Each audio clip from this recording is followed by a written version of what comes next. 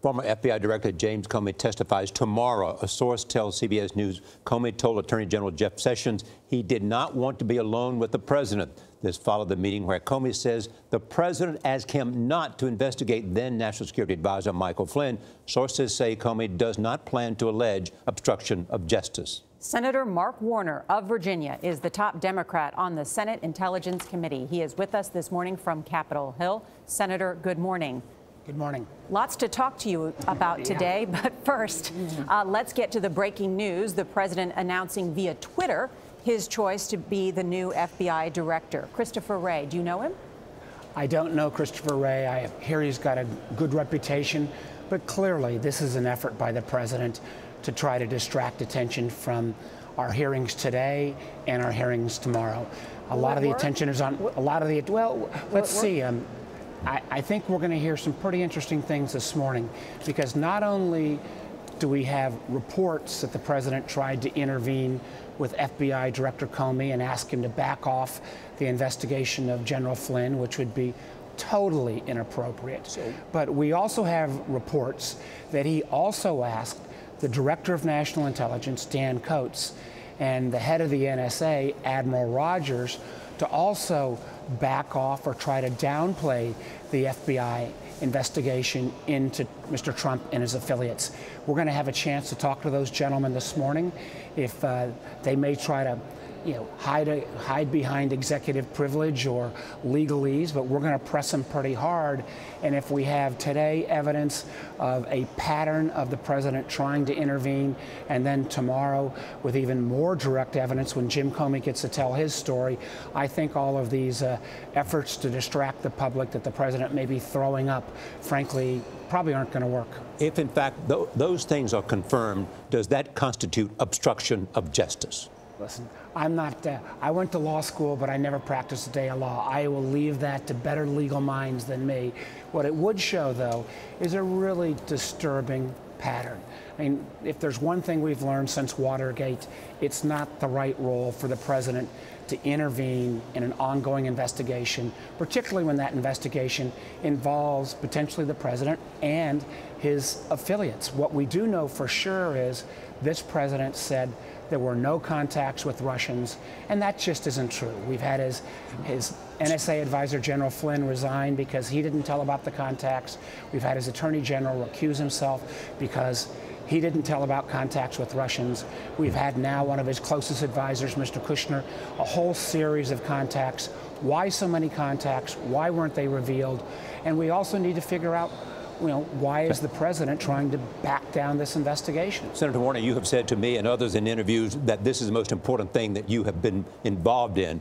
We had former DNI, Mr. Clapper, Admiral Clapper, say yesterday in Australia that this is far worse than Watergate. Based on your knowledge so far, is it? Well, this has got more moving parts than Watergate or any other potential investigation that I am aware of in modern times. There's not a week that goes by that there's not a new story about contacts, Russian intervention, that really we have to get to the bottom of it. The good news is at least in the Senate Intelligence Committee, we're doing this in a bipartisan way, because the worst thing that could happen would be if this committee split and we ended up with a Democratic narrative and a Republican narrative. I don't believe that's going to happen. I think we all are going to follow the facts wherever they lead. Senator, I just heard you say that you intend to press him pretty hard today during the testimony. What is your strategy? What is it that you most want to know? What I want to know, and I understand that, and I have a great deal of respect for Dan Coats, who used to be a colleague of mine on the Intelligence Committee, and Admiral Rogers has served close to 40 years, both in the military and as the head of NSA. I understand that they're active members of this administration, and some of the questions I'm going to ask are going to be a bit uncomfortable.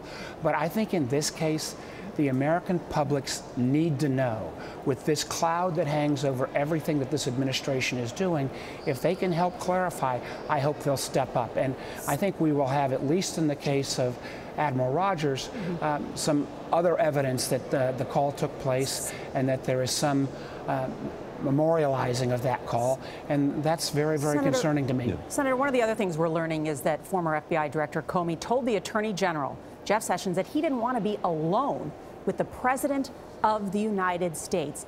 And yet, the former FBI director didn't tell anybody in the Justice Department about that. If he believed that the president was trying to obstruct justice, why didn't he tell the Justice Department? Well, that's a good question, and it's a question that needs to be asked. But what you may have here is a series of interventions that I believe these individuals all felt was at least improper or uncomfortable.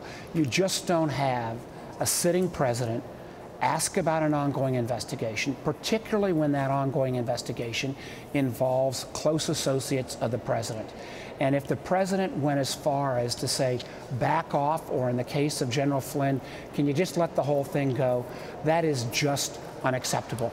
Others will make the decision whether that crosses some legal boundary, but clearly, you know, as a former governor, I would never have put people who work for me in that kind of circumstance. Senator, based on what you know as the minority minority member of this committee, do you fear that this goes far more than anything we have known so far, far deeper, far wider?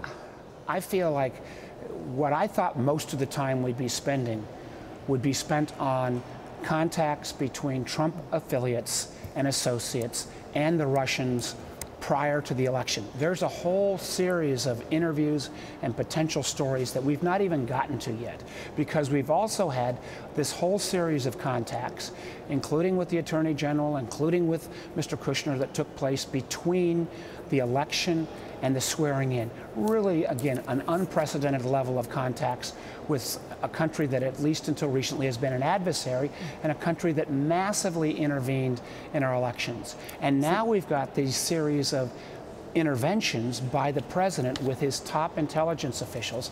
And the one thing that we pride ourselves in this country is that our intelligence officials speak truth to power. They are not supposed to be political. And if we prove out today that he talked to Rogers, Coates, asked them to back off, and then if we have Comey coming forward with memos that were contemporaneous with a series of conversations from the president, you know, in total, we're going to see a pattern here that even the biggest skeptic is going to have to sit up and say, this is very, very serious. Senator Warner, thank you for joining us this morning. Thank you.